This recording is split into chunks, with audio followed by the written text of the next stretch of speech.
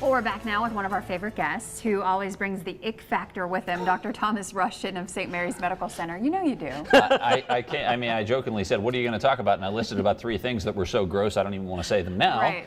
He said no. Oils, all kinds not of talking about that today. We're talking to him though about something that isn't necessarily gross in itself, and that's the device of the cell phone. But what's gross is what can accumulate on that cell phone. Something we don't really take the time to think about. We don't think about the fact that, you know, our hands, skin, we have bacteria. Recent studies have shown we've got viruses, bacteria, even fungal elements on our smartphones, cell phones, pads, and so on.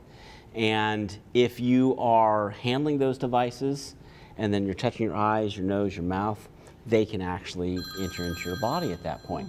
Are we saying, though, that there's actually a cause and effect, that one leads to the other? Not necessarily, but we do need to be aware that it's another high-touch situation where we can infect ourselves. Yeah, Tim, every single day, he picks up this iPad and he Right. looks at it because there's finger marks all over it, because we share these things with so many different people, and so that's really passing these things back and forth. I just clean it with a little bit of water, maybe some tissue paper or something like that, a paper towel, just a little bit of water, just to clean the surface a little bit. So moist but not damp and not not under the it. Right, because that'll ruin it. Right, and that's part of what you talk to when you mention this and you bring up the subject to people who might want to hear about it, that there are proper ways to clean that surface and treat that surface. One of them is, you said alcohol is a no-no. Huge no-no. Yeah, alcohol is a no-no, bleach is a no-no, and a lot of water is going to be a no-no. To get that touch, it's an oleophobic. If you think about oleomargarine, you get the idea of what we're talking about.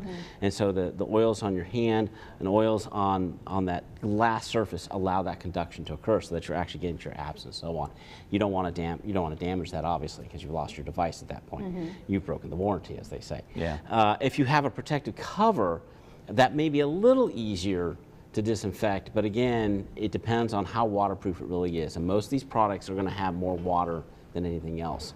The bottom line here is you just need to be aware, just like touching elevator buttons,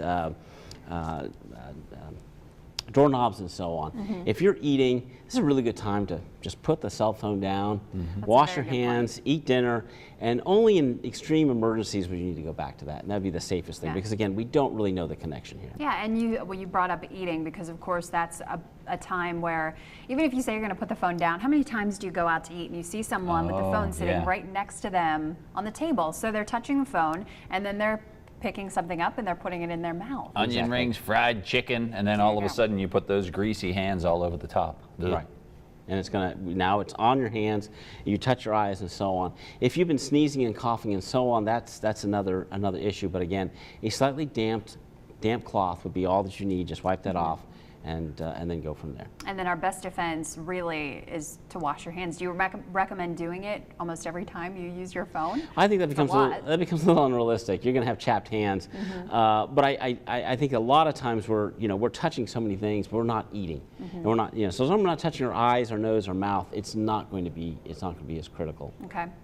But hand washing and basically keeping your life clean is really important, and part of that life now more than anything is cell phones. And there's not an app, unfortunately. We say there's an app for everything. There's not an app to keep the germs off the phone. There's no self-cleansing app available, unfortunately. We wish there was. That just makes me think about so many other things, though, that we don't wash hardly ever. Like when you get in the car and you touch your steering wheel, how often do you wash your steering wheel? So there's germs coming up in all of these places. Yeah.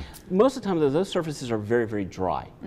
If you think about, example, going to through the airport, you're going to security and you're wearing your socks, you got to take your shoes off, maybe you're not wearing anything at all.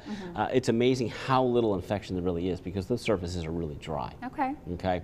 But the phone is going to be a little different, because it's going to be on your person, it's going to be a little warmer, there'll be some moisture, especially if you're breathing on it, using it. And that's where you're going to see potentially a greater risk. Locker rooms are the worst, I would think, then. Breeding grounds. We've already had that discussion too. He's trying to make it grosser than what it wasn't that bad today, so he's got to make it worse. Yeah, sorry. Yeah. Thanks, Dr. Rushton. All right, we'll come back with something more gross for you, Tim. Yeah, don't disappoint us. All right. We'll be right back. Thanks, Dr. Rushton.